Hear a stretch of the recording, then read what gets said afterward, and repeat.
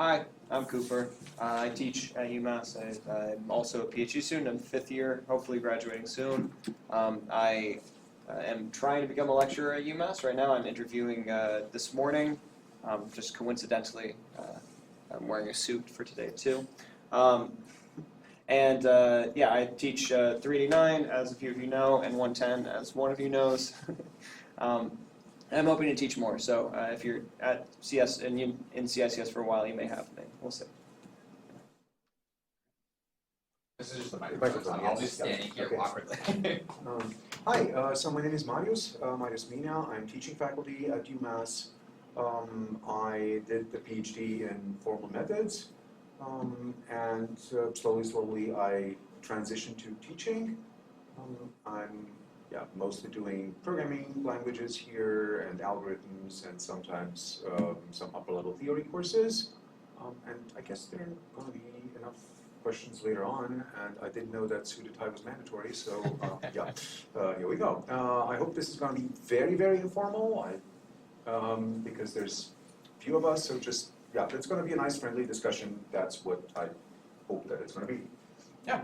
So as such, the people in the room, you guys have priority over the questions that we've come up with. So please feel free to just ask stuff as soon as we go. So I'm going to start off with sort of a philosophical question, and then we'll go to the ones here. So the first question is, how do you define research? What is research to either of you or both of you? So feel free, if you don't want to answer the question, you don't have to answer it, but feel free to do it. I guess the systematic and thoughtful progression of human knowledge, I think is how I would say it. Building off of what is known, identifying what could be known and what should be known, and knowing it. All right. That'd be how I'd answer it. I can't compete with that. It's a very good definition, so I'm going to phrase it more on a personal level, right? Research is being driven by questions, right? Trying to answer answer these questions, and sort of making that your priority. You really have to want to do that, to feel the desire to pose these questions and to answer questions and to put a lot of work into that. All right, and now a second, slightly also philosophical question is, what is teaching to you? What is the word teaching? It's a very broad word. I'll go less philosophical on this one. Taking the stuff that's in my brain and putting it in their brains. And that means not just the material, but that means like work ethic, knowledge about the life, about the universe and all of that, but of course material. I'd say most directly the job that I found as a teacher is, I kind of imagine it like going through a dark forest, right? And each person is on their own path somewhere in the forest, and I have to find where they are and connect them to the main path. So we have a shared terminology, a shared path, and we move forward together. Maybe got a little philosophical at the end. So I think teaching is taking a path, right? Putting mostly young people, but I mean, you can teach and learn at any age, onto a path towards knowledge, giving somebody the background, the methods, and hopefully a bit of a desire to succeed in what they want to accomplish. And teaching is also taking part in the joy of discovering with somebody else, and taking part in the success of those who you're teaching. And that's actually, I think, what drives a lot of us. All right, thank you very much. Now, does anyone have any questions to start us off? Just anything that you're interested in? It's okay if not, because we have a lot of predefined ones that might help you get motivation. Yeah. Marius, do you do like research currently, and on what? Not much. So teaching has taken up a lot of what I do, plus a bit of management. I still advise independent studies.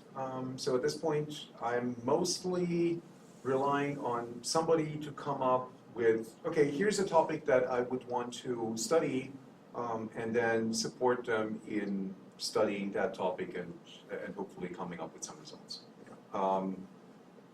I would like to transition still into doing a bit more active research. I have not been very good at doing that in the past few years.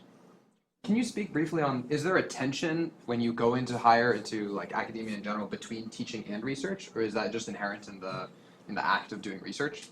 So there's a tension which you have to convert into balance, right? If you're taking a job description of a tenure track faculty, then you would see it say possibly something like 60% research, 30% teaching, 10% service, right? If you're on a teaching track like I am, then it's 10% service, and then everything else is teaching. So they are connected, because ideally you get to teach mostly things that are connected to your research area. Even if you're teaching at undergrad and lower undergrad level, you can still bring in ideas from your teaching and just sprinkle your teaching with it and put out some questions. If you're teaching upper level courses, then you can incorporate a lot of your research. On the other hand, teaching is also a lot of managing, it's a lot of grading, it's a lot of answering questions and so on. So it does take time, right? Which is where the tension comes from. And like with everything, you should, I wish Jim Garosa would have been a panelist here, right? Because he would have taught excellent things about time management, and that's the thing which you have to do, right? Always when you have two conflicting things, try to manage your time. Cooper, do you want to add anything to that? Sure. I guess I'll directly say how I've. So as a PhD student, it is, I think, a bit more tenuous, where I need to do my research, and my desire to do teaching has very much gotten in the way of that. Me teaching all these times just adds to my workload. There is no real benefit to me teaching besides possibly being able to do this interview early, like I did today. But so for most of it, it is a sacrificial thing to do. I think what I've learned over the years of doing both at the same time is you really have to be able to do not 100% your best job at kind of both of them, but more so the teaching, because both of them are something that you can pour an infinite amount of time into. You just get diminishing returns, and you have to find where the diminishing returns are maximal on each of them. And I finally found a place where I can do both at the same time, but adding extra classes, extra teaching to that becomes very hard. So it is very tenuous. Yeah, very interesting. And did it follow? Wait, so how much are you teaching right now? So right now it's only a single class. So every time I've taught TOing, it's only a single class. That's 20 hours, which is hilarious still. A 20-hour of a week, but taking an extra class would be too much for a PhD student for sure. So invariably, at one point in your careers, you decided that you wanted to do a PhD, right? And I assume that point might be different and under different circumstances for both of you. So I wanted each of you to maybe give a brief introduction to how that decision was made and in your perspective, and what factors did you weigh? Was it something that you're just like, I always knew I wanted to do this, or it's something more came up after trying something else and then experimenting? I'll go. I think the thing that was most convincing to me, I've always liked research, I've always liked math and all of this, but the thing that was most convincing to me was actually running the machine learning club, doing a little bit of lecturing. I found it really rewarding. I really like the act of teaching, the act of consolidating information, telling a new story with it, and seeing people realize it. It's a very, very gratifying thing to do for me. And also, I just wanted to have a job where I could stand up, point at things, not sit down all day. And between all of that, I landed on the thing that would match that is professor or teaching faculty has become similar for me. And so once I decided that, I just said, okay, I'll do a PhD then because that's basically required for this. So I just hard committed to it. I'm a fan of hard committing to something like that, by the way. Very interesting. So part of it came from family, right? My father was an academic, retired. My mother did research and did some teaching on the side. So there was some expectation.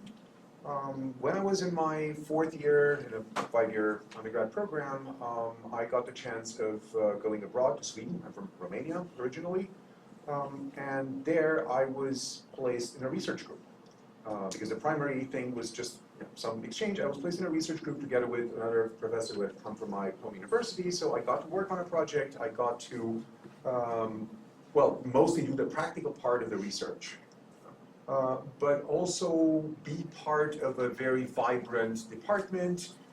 See, at that time, technical reports were actually being printed out and were in a bookshelf. And I saw printed technical reports from Carnegie Mellon, and I read through some of those, and that was effectively what catalyzed me into, yes, okay, this is what I want to do. All right, cool.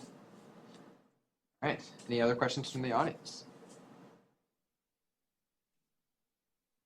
Yeah, go ahead. Okay, so going back to like one of your earlier responses, you mentioned that you took on some like the role of an advisor for like student research and like independent study. Like what sort of topics do you do it, and also how many students do you normally advise at a time? Maybe one per semester. Topics could vary, right? It could be software testing, right? I've advised students on some topics in algorithms. I think that, some testing that interacts with reasoning about programs. Like I said, I have a background in formal methods.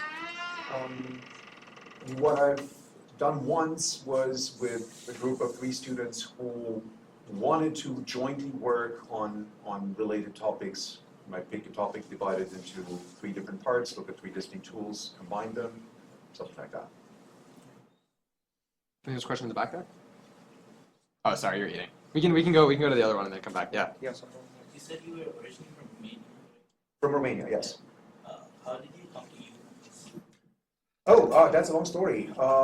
So I went to undergrad in Romania. I got a PhD at Carnegie Mellon, and did a postdoc in Berkeley. At Berkeley, I went back to Romania, where I was tenured faculty for 16 years, but did a bunch of research projects, but slowly transitions into teaching.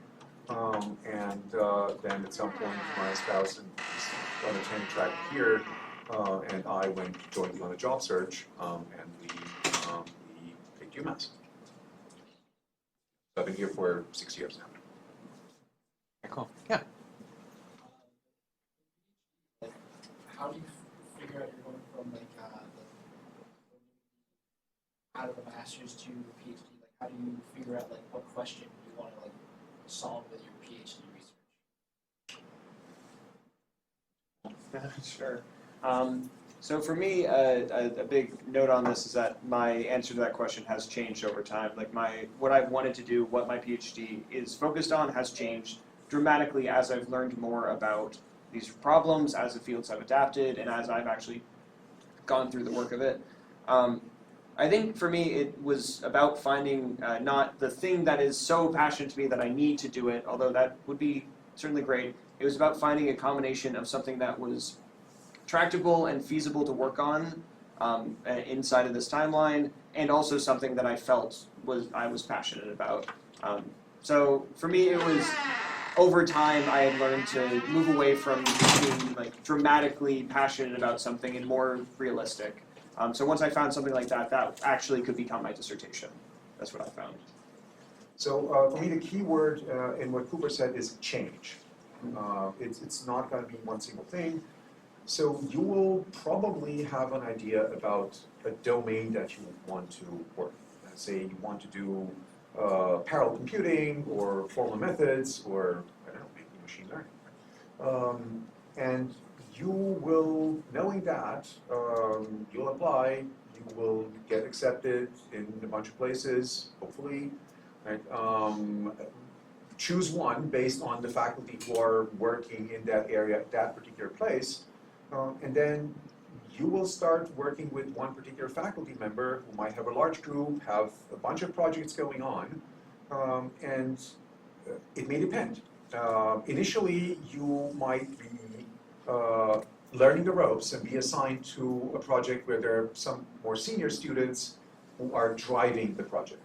Or you may be given free rein to explore. So Jeanette Wink, who was heading the PhD program when I was at Carnegie Mellon, had a very nice graphic one. So you go and you learn, and then you get into a spiral where you're searching and searching and searching for a topic, and eventually, woo, you're happy, you're getting out of that spiral, and you have your topic, and that may take a long time. It also depends on how the PhD program is structured.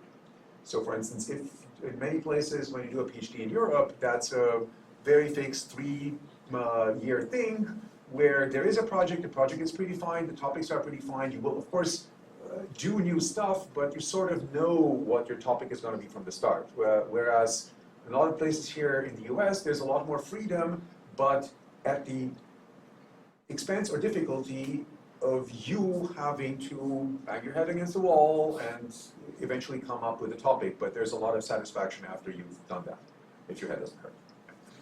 All right. So just a quick follow-up on that. It seems like right now research requires funding. And you know, a lot of the fields that are in AI and machine learning are very well funded right now, but a lot of fields, a lot of the times, the things that you're interested in working on aren't well funded. So how do you deal with this compromise between working on something that you actually genuinely are interested in doing, that sometimes might not be well funded, versus working on something that's really well funded, that's like selling your soul just because you have the money and you have to work on this project? Is there like a good compromise you can find between those two things? I have a terrible answer to this question. Well, let's hear the terrible one first. So what I did is I have taught or TA'd every single semester of my PhD, so I've never had to get my funding from anyone other than the school for teaching, so I've always had complete free reign to work on whatever I wanted. To some degree I've had to work on what my advisors want and all that, but I've never had to worry about funding personally. So it's never been a case where your advisor says, hey, I just got this grant for this project and I want you to do this work at any stage in your PhD? Pretty much no. I had a little bit of that, but then I was TAing at the time, so it didn't even matter that they were trying to do that. So. Yeah, great. So it very much depends. It depends on the school. So you mentioned the part about teaching versus research, right? And there are schools where you either get a research assistantship or you don't, and then you get a teaching assistantship and you gotta get a teach, right? There are schools which insulate you from that and say, okay, we offer you a scholarship. Of course, that comes eventually from somebody's research grant, but you're not specifically tied to any research grant, and of course you have some teaching obligations too, right? So back in my time at Carnegie Mellon, every single student had to teach once. And it was both a service obligation and it was something that you needed to learn how to do because eventually you're going to become faculty if you choose that route and you need to have some experience teaching. It may be a tension once you become an academic, right? You will write a research grant and maybe it's going to be funded by industry and in that corporation or whatever expects some results in some particular topic, right? And as a PhD student, I often was in the situation where, okay, we went to this review where our advisors and us, the students, had to present the research that we did, and some of this was funded by a big consortium, and the people there could say, okay, well, this is great work, but we're not really interested in this. And this is great work, and we want that. So then, as a student, you don't really, well, you seem to have had a choice, right? And you made that choice by saying, okay, I want a TA, therefore I have total freedom in what research I pick, right? So it will depend on ultimately what your advisor says, right? If you are already on the faculty, then you may need to balance that in order to give some funding to your PhD students. All right. Anything from the room? Okay, I can ask another one. This is, I think, a lot of the reasons that many people are here today is because they're undergraduates that are interested in getting into research. So at different stages in your career, I'm sure you've all had to coach undergrads in research in general. So what kind of qualities do you look for when you're looking for someone that wants to get into research? And how can an undergrad that's interested in research demonstrate those qualities in hopes of working on a project?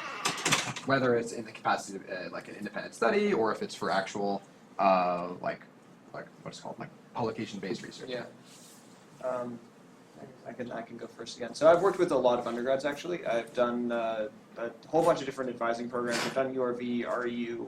I did something where I had groups of undergrad every single semester for the past like 4 years. So I've done a lot of that. I'm advising some people now. I'd say one thing to keep in mind as an undergrad when you are going about doing this is that it is extra work for whoever is advising you. It is you can be helpful in your own way. You can have ideas. You can have some passion, but it isn't like you are going to the researcher to hand out them on a silver platter. Here's some great ideas. Here, I have so much to offer you. It's much more like a mentorship. We should come in with some humility. And what I look for when I'm picking out people to work with is I want someone who is reliable in their work. So they are realistic about how much they can get done. They get it done, and they do what I ask them to. An amount of independence is required for that too. Likewise, of course, a passion for the topic and having clever ideas are very important. But for the context of this, generally working with an undergrad, it will be more. I come up with some research ideas, I come up with experiments I need run, and I give whatever small amount I can to the undergrads for them to work on and have them be involved in the process rather than it being like a key component of it. And if I have any students who really take up the mantle and are able to do these experiments, come up with new meaningful experiments of their own, are good with communication, those are the students that I work with again, that I continue to work with. Yeah.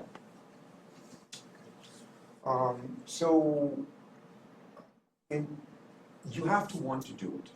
And one of the answers that I like to give, is maybe a bit of a stretch. Rainer Maria Rilke has sort of letters to a young poet. And this young poet asked him, well, am I a good poet? How would I know that? And paraphrasing, it's not about rhyme but if in the middle of the night you feel that you cannot do anything other than I need to write, then you're a poet, and otherwise you're not. Right? So, not really looking at that level of commitment at this stage, but you have to want to do that research, right? You're not at the stage where I have to have a bright idea, or right, that will come, right? But you have to want to do it. And the other thing that Cooper said very well is time commitment. Right? I had a colleague who was very, faculty member colleague who was very, very successful in research. He was very pragmatic about selecting students. Okay? He would often reject students that were involved in lots of extracurricular things on campus. Okay, yes, I realize you're bright, but sorry, I need you to work for me. Right? I don't need you to want you to do 5 different other things. And that's possible, right? At some point I got to know somebody who got accepted into CS PhD at Carnegie Mellon, having done a triple major in math, physics, and economy, and being on a rowing team at, I forget whether it was Oxford or Cambridge, but it was one of the two. Yeah? So yeah, some people can do it. And it is, you asked about masters, right? So masters is really an intermediate stage that's not needed, right? You can directly go into a PhD from a bachelor's, assuming that you already have proven yourself to be productive, right? Otherwise, maybe you want to do a master's, get some papers under your belt, and so on and so forth, right? But one more thing that I want to say, it's not a progression. I once had an excellent student. I advised his diploma, his undergrad diploma. It was one of the best that I had seen. High praise, okay? And then said, okay, well, I liked 4 years of undergrad, let me do a master's.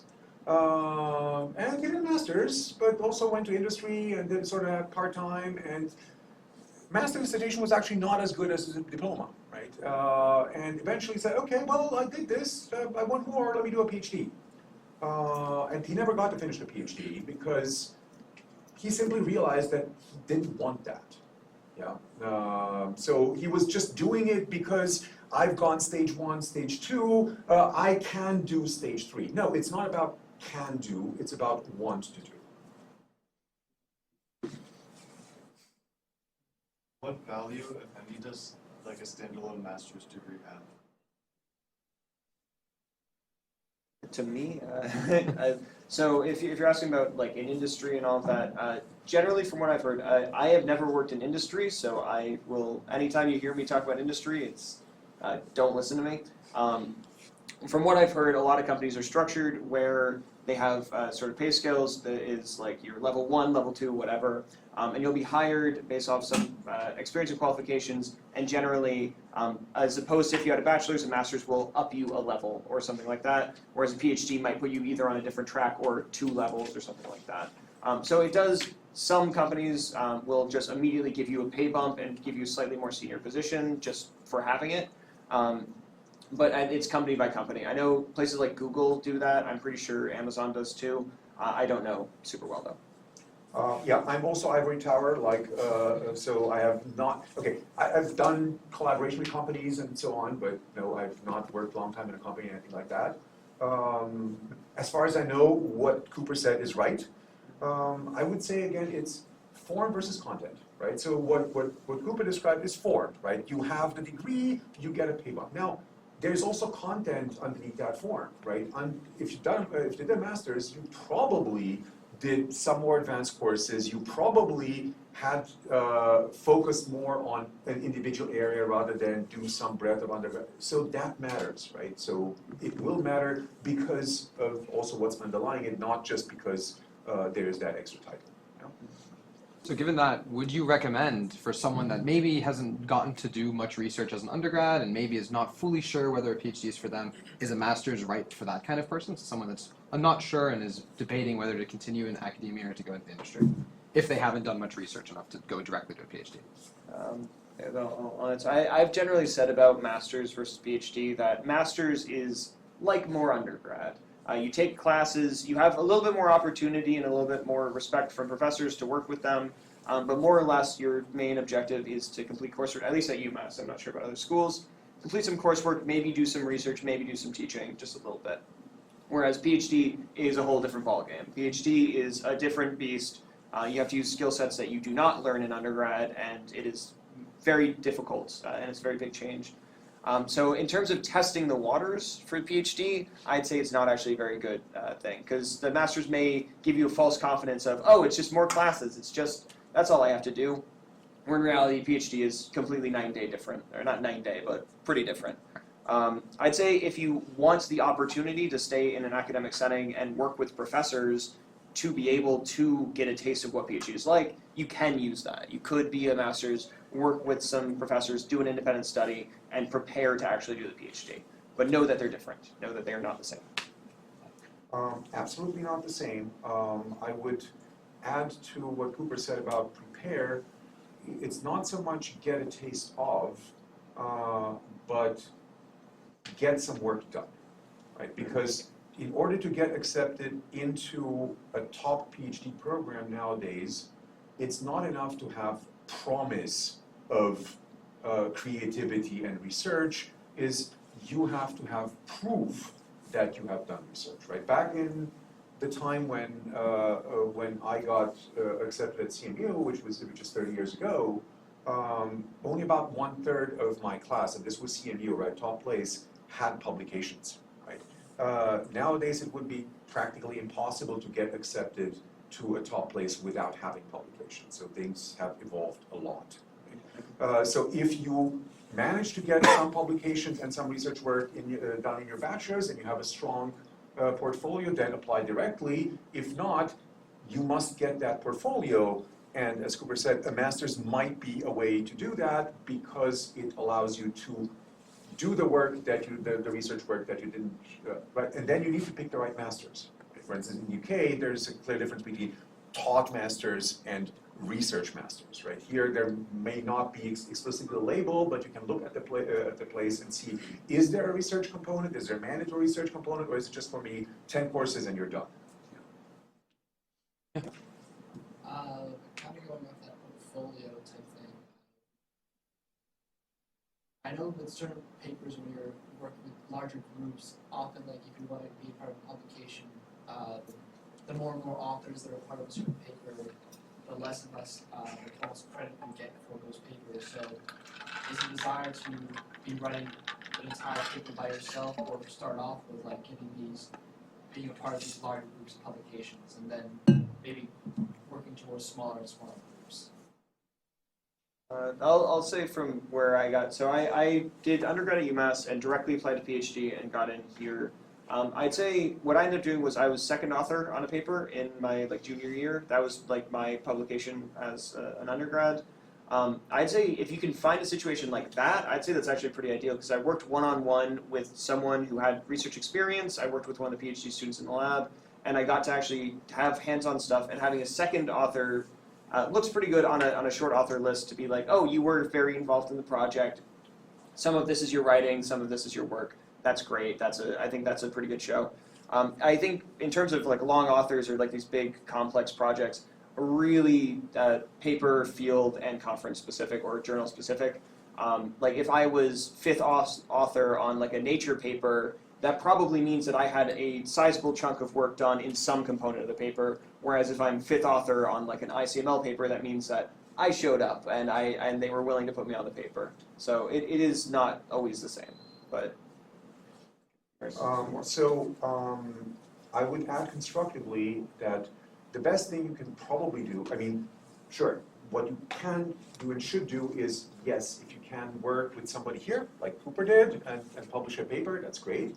The other great thing that you can do is apply for a summer research opportunity, an REU, and those are really targeted for this, right? The faculty who organize this, they have a project, they want somebody who works full-time over some of that project. They want that project to be an outcome, and to have an outcome, and typically a publication comes out of it. And because you were the undergrad who did the main work on that publication, you may be first author on that paper. So once you're a professor, right, you typically let your students take front stage, right? And that may be a PhD student, and of course, if you were second fiddle to a PhD student, then the PhD student will be first author, right? But if you directly worked with some faculty member on an REU, right, then you did the work, and the other thing is that form versus content, right?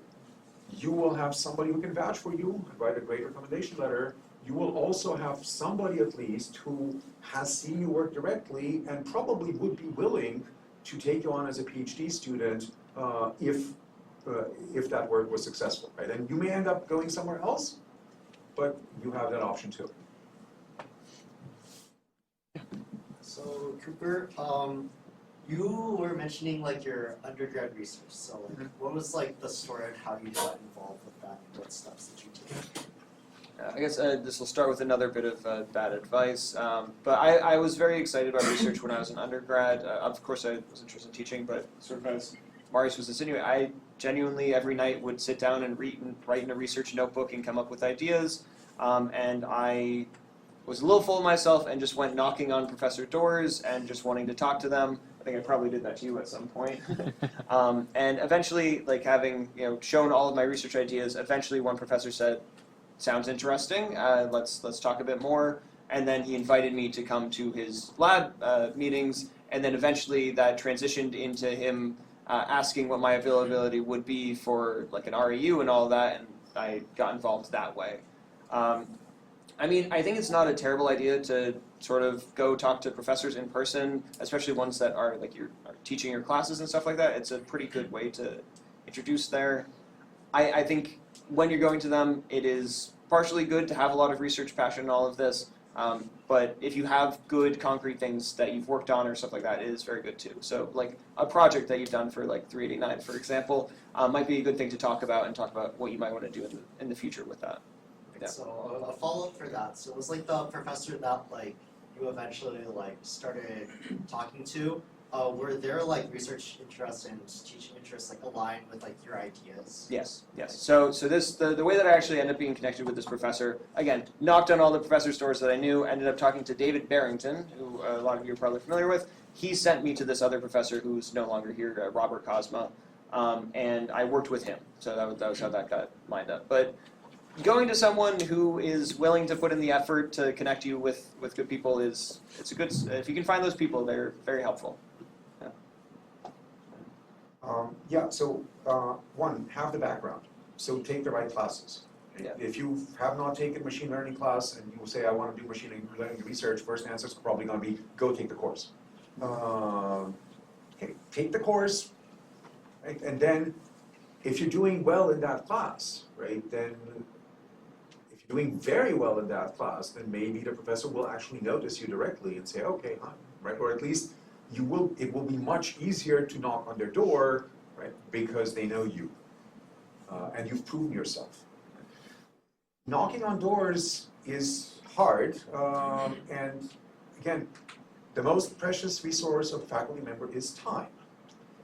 They only have so much time, they already have their PhD students to advise, and yes, if you're bright and know what you're doing, then you can make fast progress on this, but if it's mostly, it depends, right? I mean, everybody has a certain amount of selflessness that has some limits, right? And yeah, what we want you to do is to succeed, right? And help you succeed, right? But also, we have to succeed, right? So then if somebody's doing their research and they're spending more time than the actual results of your research, then that's not gonna work very well. I'll double up on something here, which is when you're going to meet with the professor, do keep it concise and have something concrete that you're talking about. Don't go in sort of rambling like, I would like to do something with research. How about this? How about this? How about this? You should come in and say, if you have a research idea that you want to talk to them about, be concise about it, be clear that I would like to talk about this research idea. Would you be interested in an independent study? If you can make that short and concise, professors will appreciate it. And sometimes these things are hierarchical, right? Maybe the professor doesn't have time directly or much time directly for you, but they have a project, they have a senior PhD student, you will work with them, you'll learn the ropes, and then you will gradually graduate to doing more independent stuff. All right, so I know that there might be a question in the room that people don't want to ask is, when you say knocking on doors, do you mean literally or do you mean figuratively, like through email? For me, it's completely literally. I think I knocked on almost every professor's door at UMass when I was like in my prime of being annoying. But I mean, it is. I think for the most part, they will either say no, or they like. I would only go to doors that were open. Generally, that's a sign that at the very least they're not in the middle of a meeting. And then knock. See, I would time it with professors' office hours. Sometimes if a professor I knew I wanted to work with, who has relatively empty office hours, I would find out when they are, go to those office hours and talk to them. So doing stuff like that worked out pretty well. Yeah, but yeah, I did literally knock on a lot of doors. Professor Minea, would you appreciate students knocking on your doors? Well, I mean, doors usually open. So it is much easier not to reply to an email than not to reply to a person who is in front of you and asking a question. And as Cooper says, the reply could well be, sorry, no, I don't have openings. And this is not about you, right? This is about that person's plans and constraints. And yeah, I mean, you also need to know when to say no, right? There are lots of people that ask lots of things about you, of you, and sometimes you'll say, sorry, this is not what I want. This is not what I can do. But nobody has an ill intent, right? Everybody wants you to succeed. So at the very least, right, okay, well, no, but here's what you should do, or here's what you, right? Maybe you get that extra little bit of information or advice or pointer. Okay, that doesn't mean that you should, yeah, make it your business to, okay, today I now have my 2 hours of door knocking plan. Yeah, this is not advice. Do not do that. Yeah. Yeah. Anything else? Yeah. Okay, well, so you're like talking about the case in which you proposition a professor with an idea already in mind. What if you do not have an idea, but like you just want to like join their lab or something? I mean, again, be specific of like that is what you want. If you say I would like to like work on one of these projects, do you have REU funding? Do you have URV like set up or something like that? Or is there a project where it makes sense for me to work on this? Here's what I've done in the past. Does this make sense? I think coming in with that attitude is better than, probably even better than coming in with, here's a project I want to do. Although that is lines pretty well sometimes with like if they have RU funding, they don't know what to do with if that happens. So here's an idea of what I want to do is the prototypical thing for independent study, right? And independent study is really what it says. It's independent study. You will get very little time during the week, right? Maybe half an hour or so and discuss, and half an hour is probably a lot, yeah. But you will carry out some work on the, right? The other thing, which is probably has more chances if you, is getting paired up with a PhD student. So, okay, I have read about your project, right? I know about this. I'm interested in potentially working on it, right? That maybe something can be carved off helping a PhD student. Then you learn things about designing experiments and carrying them out and processing results and so on and so forth. And maybe once you're done with that project, then, okay, now I have an idea which stems from this project, and you can become a bit more independent, right? And that's something which I've seen in research groups here too. I misspoke when I said I meant independent study, just to clarify. Anything else? What would you guys estimate the time commitment to be?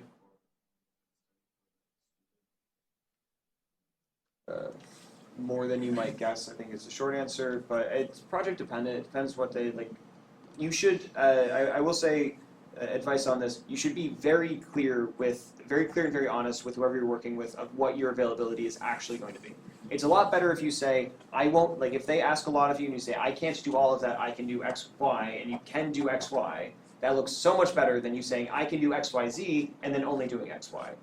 So just that at the forefront, and I'd say, again, if you really, really do want to be like a PhD student, if you want to get this paper done, as much as you can, as much time as you can, don't think of it as like, oh, I need to clock in my 5 hours to get this done. Sort of as Marius has said here, you really have to want to do it. You have to be working at it sort of with your soul a little bit to actually get a publication as an undergrad. It requires a lot of work. Some projects are handed to you a little bit, but if you need to make it happen, then you need to make it happen. Yeah, so form and content. An independent study is a course. It has a number of credits. By UMass rules, X credits means X hours or whatever, right? So there is that. Right? An independent study actually has a proposal where you say what you will do. And that is very good for what Cooper says, right? I mean, these are the clear expectations. And then you should expect, I mean, you're taking some courses and technically they should take X hours, but maybe they take 1.3 X hours. So yeah, with research that's going to happen. And sometimes there are going to be paper deadlines and so on and so forth. Yeah.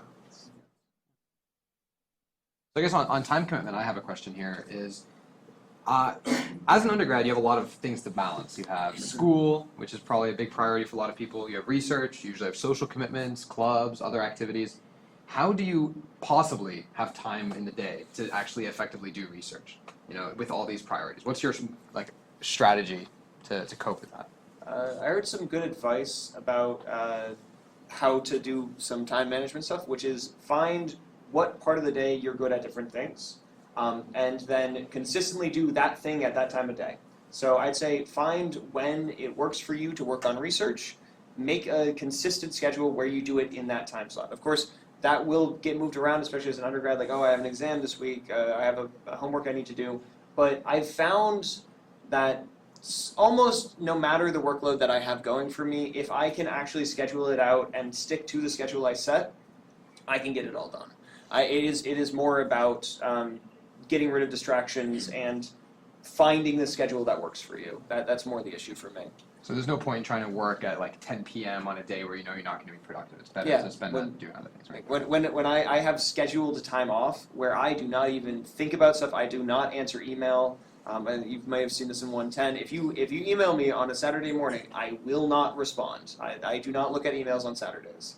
And I think having that time off, you do need an amount of that. You can't just work all the time. But it's part of my schedule. And then I know on Monday I'm writing my lectures. On Tuesday I'm working on this project. I'm having this meeting. I'm working on this project. And I have every day sort of planned out like that. And if the more consistent I am about it, the more I get done. I used to think, oh, I'll figure it all out. Nah, didn't work out. Yeah. So like Cooper said, in many of the world cultures, there is a day where you're not supposed to do work. And that thing is thousands of years old. And it has a point, whether you're religious or not. And okay, it doesn't have to be a day, right? But there has to be some amount of time, right? The other thing is, no matter how busy you are, you're still brush your teeth, right? So therefore, you should have something that you have scheduled, right? and that you regularly do. When I was in my PhD program, I used to play intramural volleyball. No, I was not very good at it. I was in intermediate division and whatever, but yeah, I had the 2 hours and the 2 hours, and I did them. Right, paper deadline, exam, didn't matter. Okay, volleyball was the thing. Sure, there was the optional thing of watching a movie in the evening, which maybe happened and maybe it didn't happen. But there's lots of things that you can learn about places that are a bit more rigid, and you don't have to go all the way to rigid, but always think that maybe there's a reason. So for instance, I was once doing a summer internship at Siemens, and that was the thing with key card, right? Key card in, key card out, and there was a rule. You could leave up to midnight, right? Because at midnight they would shut the place down. But once you left, you could not come back earlier than 8 hours after. I think it was 8 or 9.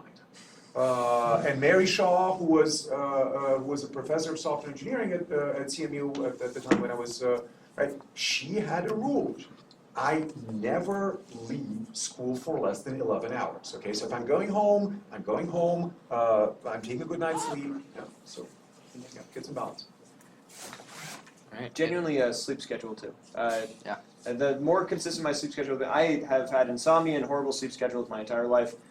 When I have ended up getting it consistent is when I am most productive by an order of magnitude. So if that's something that speaks to you, drink some water, go to bed at a regular time. It'll help if it's an issue for you. All right.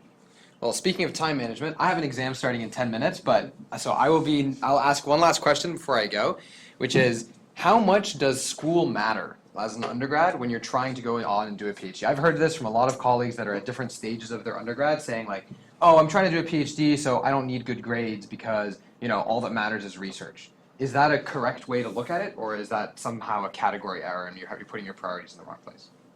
I've never been in a situation where I'm hiring new PhD students, so I can't speak to this much. I will say, in terms of getting to a PhD program, it is much more important that you have your research and that you have a connection in that department is much more important than having a particularly good GPA, like a 4.0 versus a 3.9. I don't think that would matter particularly. But I would also say that like learning the subject, like actually learning in your classes is very important.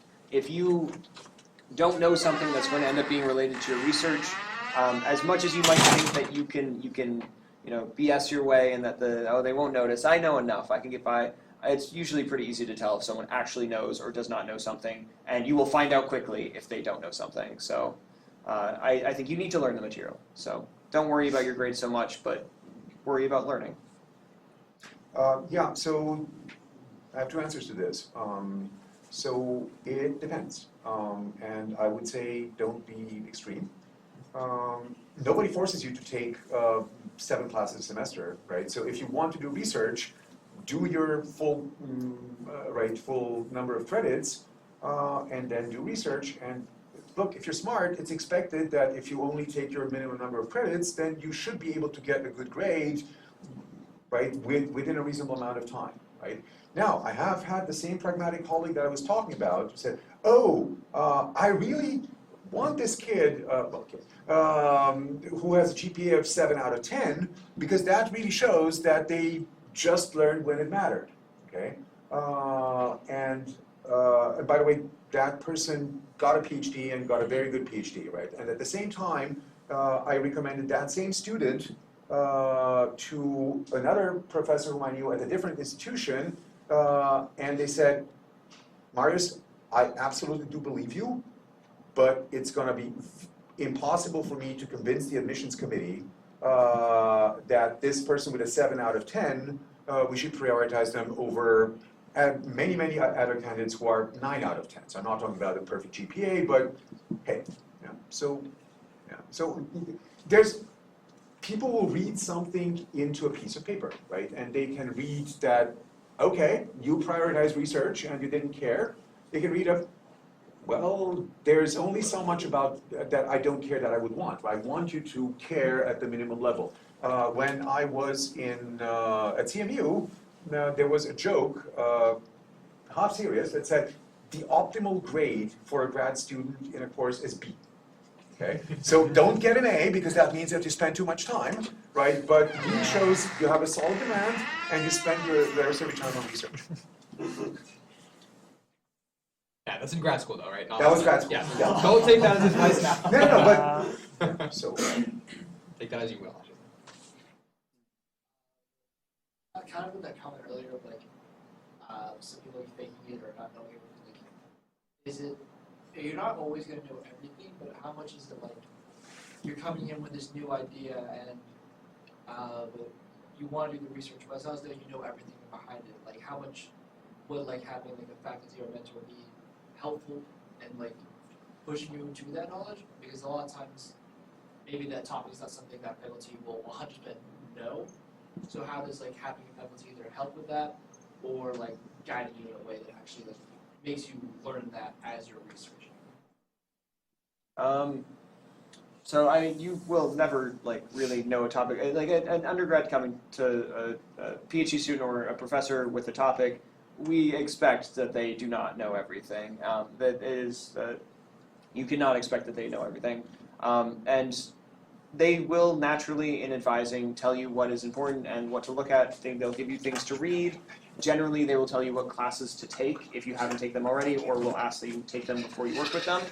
I think more on just a comment of like your situation. If you're in that situation, you should definitely be clear about what you do and do not know. You should be honest and clear about that, and be humble about what you don't know too. That will give you the best results of the professor actually being able to help you, be able to teach you, and not get annoyed by because if you overpromise, underdeliver, that's very bad. It is a bad thing to have happen when you're working in a situation where they are giving up something to have to work with you. So just be honest about where you're at, and they will help you generally by giving you papers to read or giving you classes that you should take. But you can't expect more from them to teach you. Like they aren't your lecturer; they are helping you with research. So don't expect too much of that. So commenting on that, get your basics early. So I went to an undergrad which was very engineering oriented. It didn't even have a discrete math course. I introduced one when I got back. And therefore, I got to start a PhD in formal methods without having taken a course in logic. And the first thing that my advisor told me is, okay, there are these 2 logic courses taught in math by Professor Andrews. Go and take those courses. It will be very useful. And boy, they were. But at the same time, I felt that it would have been so much better if I had done this in the first year of my undergrad rather than in my first year of PhD. Go ahead. So speaking of content, considering this is machine learning club, what are like the best like machine learning courses to take at UMass in like various subfields as well? That's subjective. Definitely 389. Obviously, I'm biased there. I mean, I think genuinely, if you are considering a PhD and you like are very like committed to it, 682 is possible to take as an undergrad. I'll warn you that it is more work than any other undergrad class. The 600 level classes are a different order of magnitude of work, so keep that in mind. But 682, I think, is one of the most doable grad classes. Other than that, there's a bunch of offered machine learning classes, and they vary semester to semester, year to year. Obviously, I think 389 is a good class. There's also the vision class and the NLP classes. I've heard good things about all of them, so it depends on what you want to research. Vision is 483? 370. But then grad vision, I don't know what the grad. 570 Probably. Probably. 570. Yeah, I'm not sure. I'm talking about the Ray Wongs. I don't remember which one that Oh, is. that's 576 maybe? Yeah. Okay. Yeah. Wait, Yeah. what is 682? Like, what's it? 682 is Modern Introduction to Neural Networks. So it covers a lot of neural networks. It changes semester to semester based on the new state of the art. So now I would assume that there's some amount of covering of like transformers and stuff like that. When I took it, it was less focused on that. Yes. What the prerequisites? So no grad classes, no 600 level classes have any requirements technically, but you need to override into them. So as an undergrad, you are not by default allowed to take 600 level classes besides some very niche cases. You need to put in an override.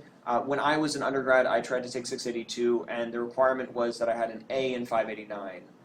which I wasn't actually able to do because of the timing, which is why 389 exists now, is because I was upset that I couldn't take it earlier. It was blocked behind 383. Yeah, but the requirement is basically that you have really proven yourself to be able to take a very hard class, and it's a little bit arbitrary. They make decision case by case.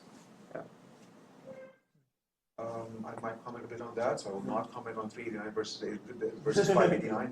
That's Cooper's thing, right? Although I do know people who have taken 589 in their third semester at UMass, so that's definitely possible.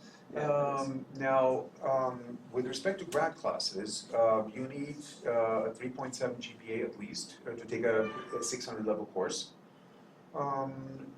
And the point there is that it's not, oh, it's just 3 credits. Consider that a PhD student would typically take 2 courses at the time and expect to spend the other half time on research, and eventually realize that 2 courses do take more than half of the time sometimes, right? So basically, you should, we don't really forbid it, but you should not try to take 2 600s at the same time. And look, you're taking it because that's what you want to do, right? You're not taking it to just get a C, right? So therefore, leave plenty of time to actually get the most out of it if you're taking a 600 level course. So it's not about you not being able to pass it, it's about you getting the most of it. There's also a research methods class. I don't know how many undergrads are allowed in there. I mean, so the point is, as always, there are priorities, right? These are 600 level courses. Some PhD students cannot get a PhD if they don't take enough courses, so therefore they will have priority. If there's seats, you will get in. If there are not seats, you will not get in. I know somebody who is now doing a PhD at a top school and couldn't get into 611 in their last semester at UMass because simply there were no seats. 4.0 GPA, star research record, no seats. Yeah. But research methods, I think 691 DD it's offered every 2 years. But if you catch it and you can take it, that you should do everything you can to take that class if you really want to do research. It's a very good class and it's completely doable by an undergrad. Yeah. 691 DD. 691 is called 602 now. I don't know. They changed it. Okay, maybe. Research methods. Research methods David Jensen. with David Jensen. Yeah.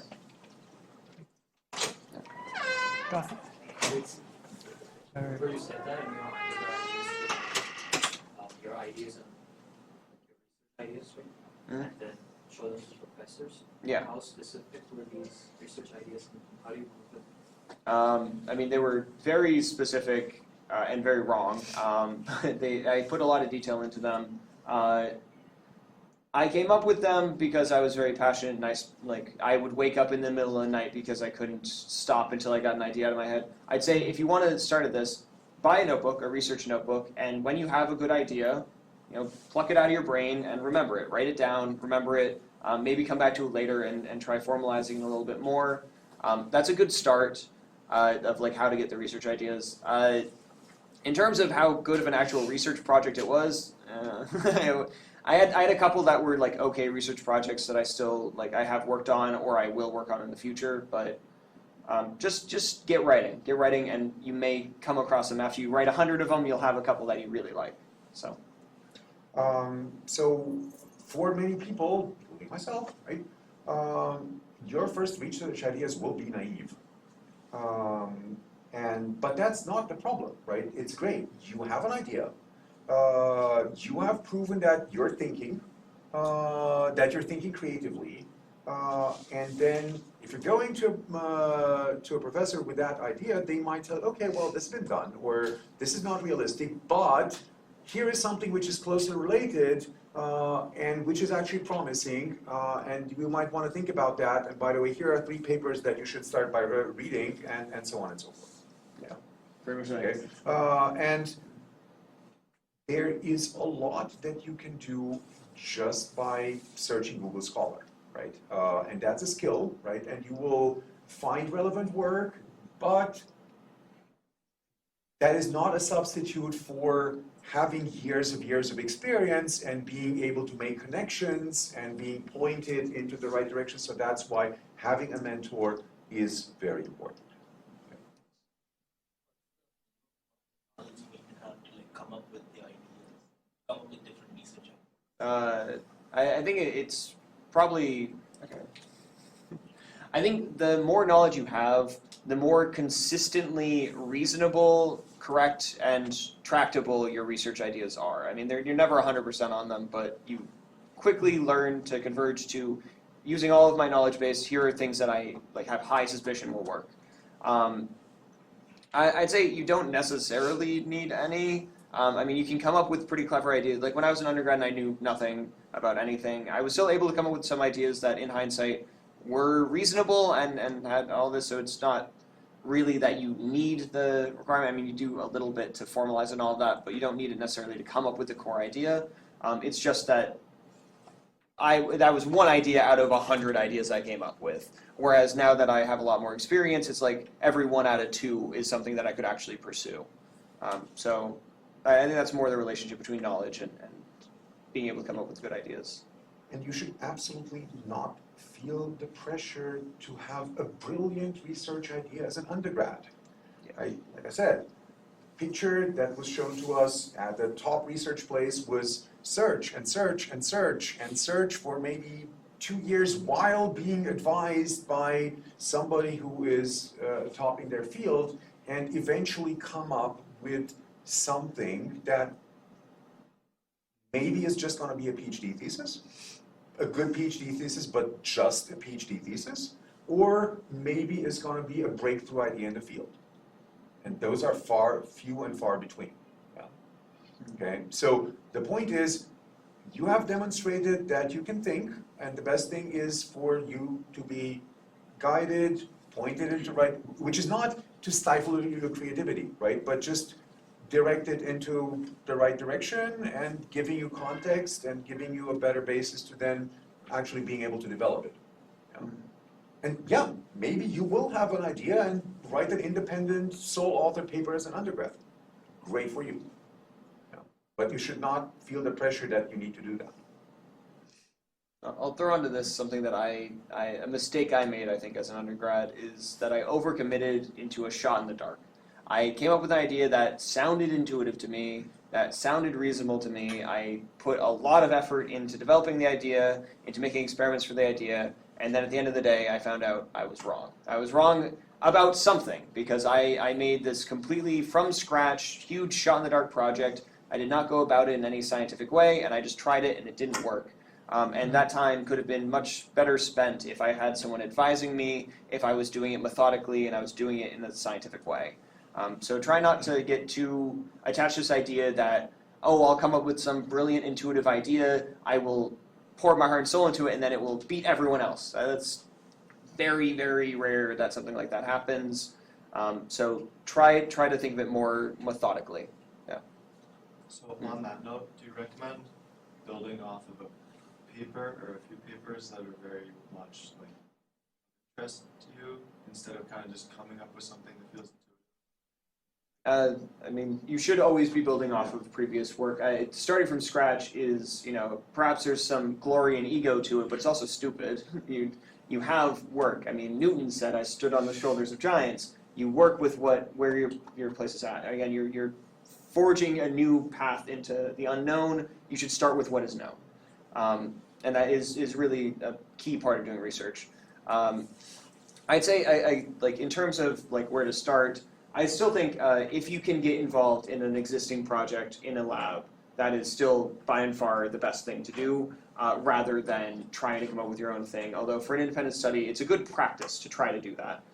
But in terms of research experience, it's much more useful to work on an actual real project that is working in a way that people who have a lot of experience are directing. It's a lot more knowledge comes from that, in my opinion. Which year do you like start coming up with these research?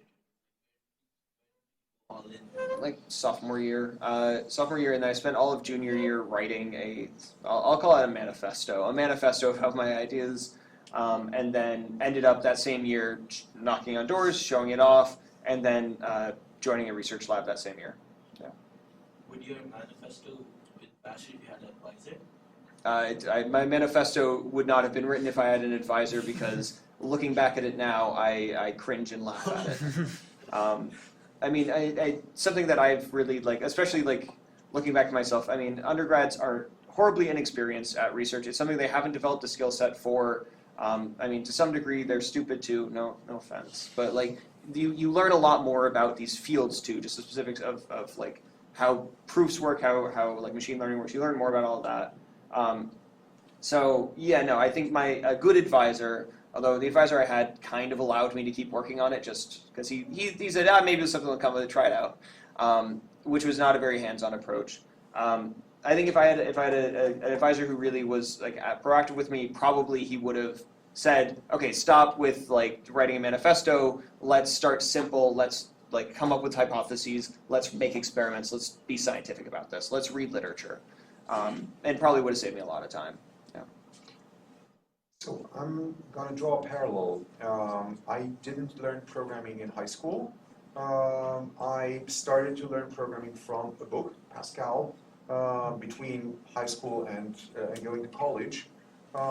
And I had this idea of let me write a program for a symbolic derivative of a function. So it takes a string, which represents a function, and it applies rules for derivatives. And I wrote it pencil and paper because I didn't have a computer in military service. And I wrote a program which was 7 pages long.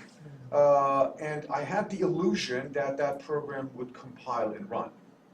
Yeah, so this is me laughing at my same thing at the Cooper, right? So basically, yeah, there's a lot of things that maybe in hindsight you realize were very naive. Okay, I can say that about my thing, right? I cannot say it about yours, right? But I'll say it about yours. Yeah. So no, my experience was go there, 3 months in a research group, mostly implement something that my professor was coming up, and in implementing it, learn about the modeling and learn about the foundations of what I was implementing, and be a fourth author on the paper, which was my rightful place because I was mostly doing the implementation stuff, right? But then after 2 semesters of doing that, having an idea about, okay, well, maybe I can do some formal verification stuff for a hardware description language, and proposing that to my future PhD advisor, and that was actually a good idea. Yeah. So you guys talked a little bit earlier about how it's possible when you're doing your PhD work to get kind of stuck and not really know exactly what question you're going to proceed with for your PhD thesis. So can you tell me or us what that's like and how you get out of that? So as I've said before, a PhD is a different skill set, and in particular, one of the biggest skills that you learn how to do is how to come up with what you should do. In undergrad, you're told this is what you need to do, take this test, learn this thing, and in research, it is an unknown. You're forging a new path into things that are unknown, and also no one will tell you what to do. Perhaps your advisor will help you, but no one is going to tell you what to do, specifically when you get into real research. So my way that I go about it now is that I have some sort of dedicated time where I sit down, I write ideas, I think, and my brain is, because I do this routinely, is prepared to think about it, and is going to spend some time. I don't get demotivated if I don't think of a great idea immediately, and I also talk out loud to people a lot about the ideas. A lot of times I found that if I explain what my state of the project or whatever state of whatever I'm working on is, if I explain it from the ground up, generally my mind will auto-fill in the blanks of the next step, and I'll be able to talk to them out loud. I think everyone's process ends up being different though, so that is something that works for me. Those combinations, I think it's consistently working for me, but I know that for everyone coming up with these ideas, it is different for everyone, but I think it's generally good to work with an advisor, work with another person. Yeah. It will depend. I'm gonna tell my story simply because it has relevant elements, right? So I started a PhD, I got to work on a topic with 2 other PhD students. We went on a research trip, we had an insight on that research trip, a publication came out, a string of publications came out, but this was about time verification, and the senior PhD student among us three, he actually had worked on that topic before, and he could take the idea and run it with it and make it into a thesis. And that was not running off with somebody else's idea or anything. No, he developed that further, and I was not at that level yet, but at that point I felt, okay, well, my friend just wrote a thesis, well, yeah, that topic is done, so therefore I need to look for something else, right? And then there was another topic that came out, but no, didn't really like it, and then I did another summer internship, which was in a great place, but it was were not the right ideas that would fit with what I had in mind, and then somebody else came and visited and said, oh, well, here's an idea, and I like that. And then a paper came out, and I realized that it could be improved, and I got told, yes, a paper with an incomplete paper is a great place for you to start to write another paper. And then I wrote my first sole author paper, and eventually that became my thesis. Right? So yeah, it's a lot of try this, try that. It doesn't necessarily end up being immediate, right? So for instance, my colleague George Nekula, he published quite late in his PhD, but he had a brilliant idea: proof-carrying code, right? And that is still an idea that carries his name. Yeah. So, yeah, there's no straight trajectory. It will depend. Okay, also, I was interested, since y'all are going down more the teaching route in terms of being in academia, I was wondering how y'all got interested in that initially and how you would recommend people to explore that. Would you recommend someone do a TA position or work in some other form of teaching to kind of explore whether they're interested in that? Yeah. So I got interested. Like I said, when I UCA'd, when I TA'd, when I gave lectures for the Machine Learning Club, I really enjoyed it. I was really passionate about it. It was another thing that kept me up at night, wanting to come up with ideas, wanting to run simulations in my head and all of this. And so because of that, I knew that I was very interested in teaching. I was able to identify it pretty easily. If you're on the fence, it is definitely harder. I'd say, putting yourself in one of those positions where you can be in a situation where you are lecturing or you are helping design material is a great spot. I'd say for an undergrad, getting involved as a UCA, so become a UCA and try being involved as much as possible. Ask the professor, is there more I can do? Is there like some material that I could help design maybe for a future semester or something like that? And see out, like, if you get passionate about it, if you enjoy doing that. Maybe, I don't know if the Machine Learning Club still has students giving talks, but you could try something like that. Yeah. Or I also did a lot of tutoring as practice. So I tutor a lot of people both for free and for pay. And in doing that, I also found that I had a really deep enjoyment of the activity of helping someone learn something. You can do all those things.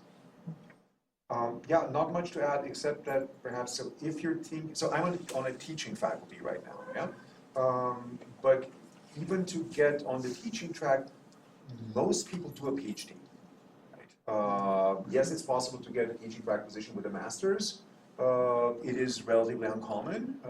So there you really need to be this enthusiastic person that has a lot of teaching experience, has a lot of natural charisma, possibly has done some teaching-related research, right? So even if your goal is you want to be on the teaching faculty, typically you would go, right, and you're now interviewing for a lecturer position, and you're in a PhD program and you will get a PhD, yeah. So. Yeah.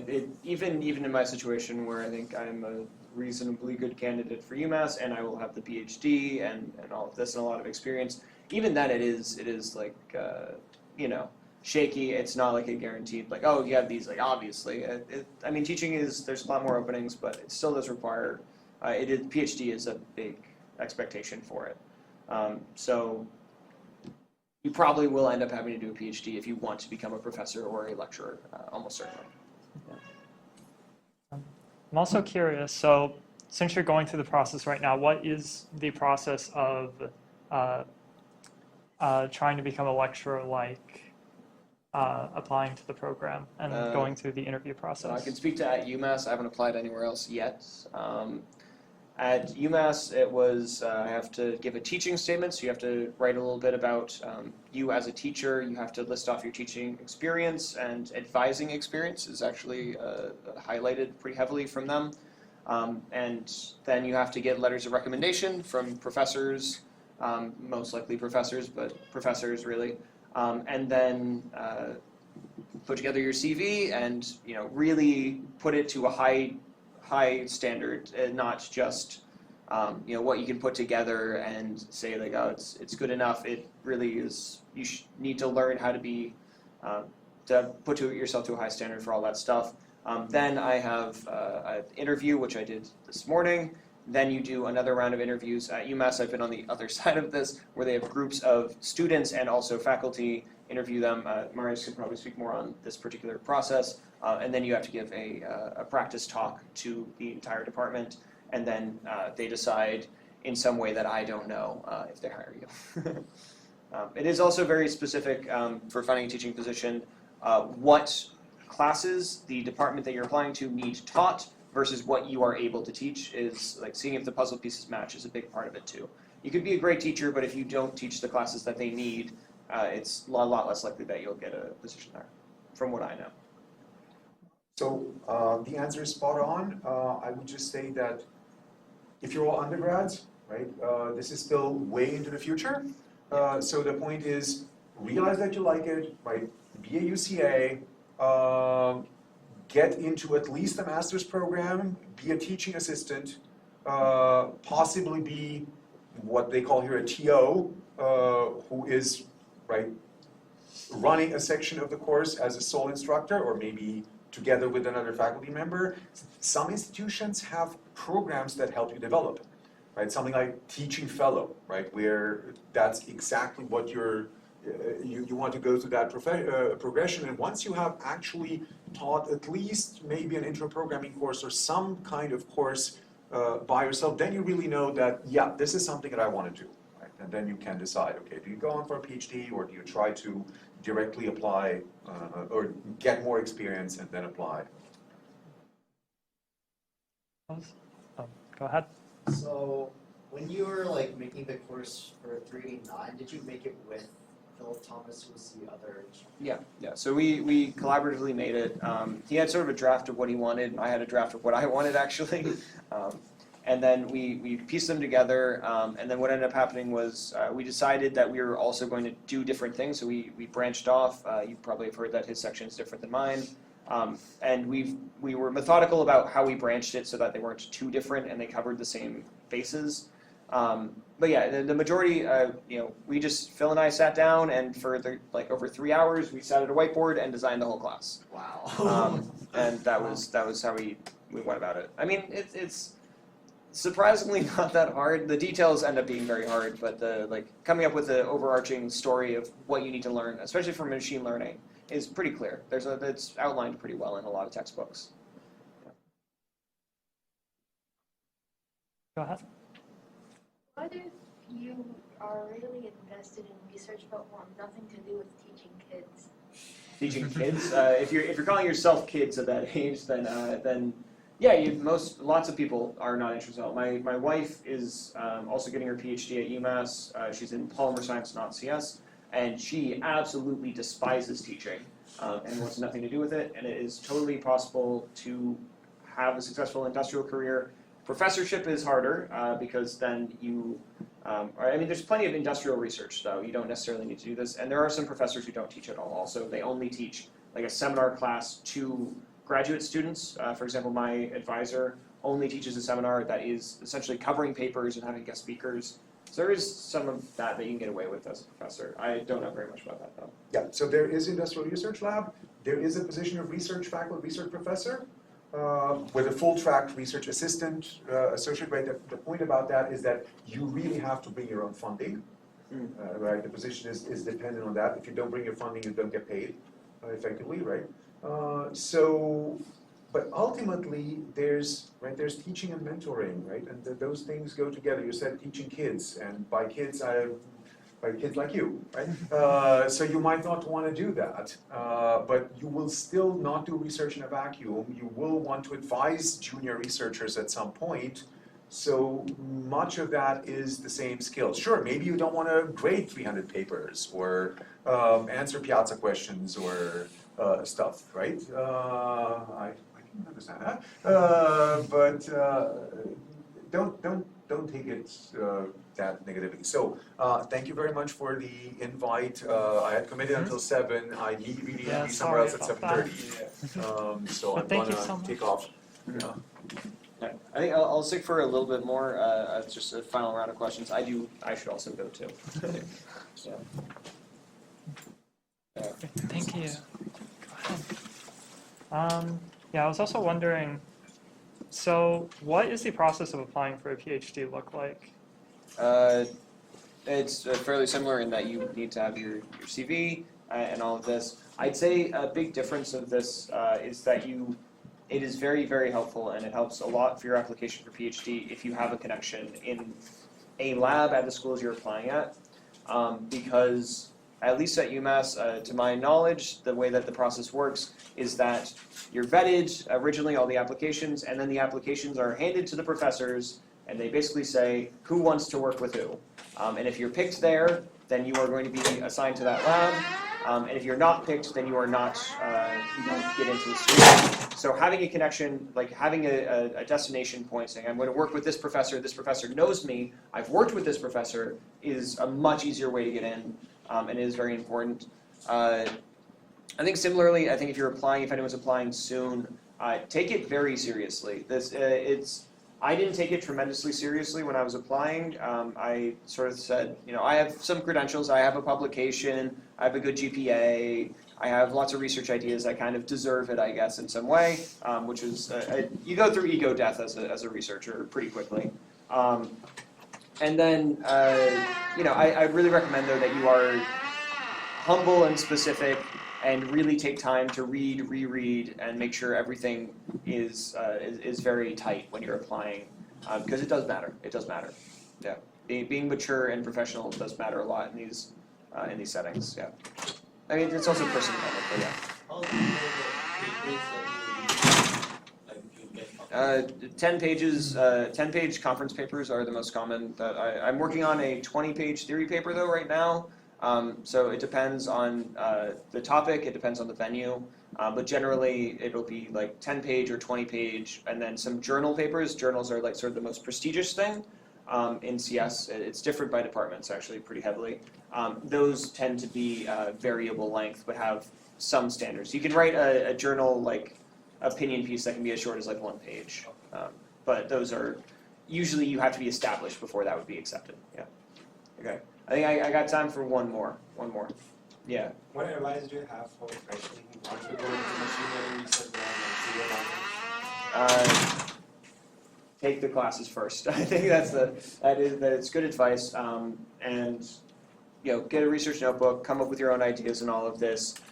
Read some papers. Read Lottery Ticket Hypothesis. It's a paper that I like recommended. I think it's an easy-ish one to read. It's pretty good.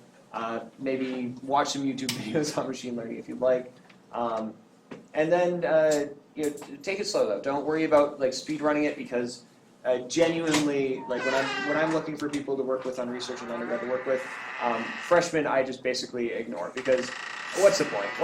I got to teach you Python. No, you know what I mean. So have prepare though for in junior year for you to be like ready to start doing research. That's when I actually start taking it seriously to work with people. And then if you've done some independent projects, that's also very good. So work on some projects.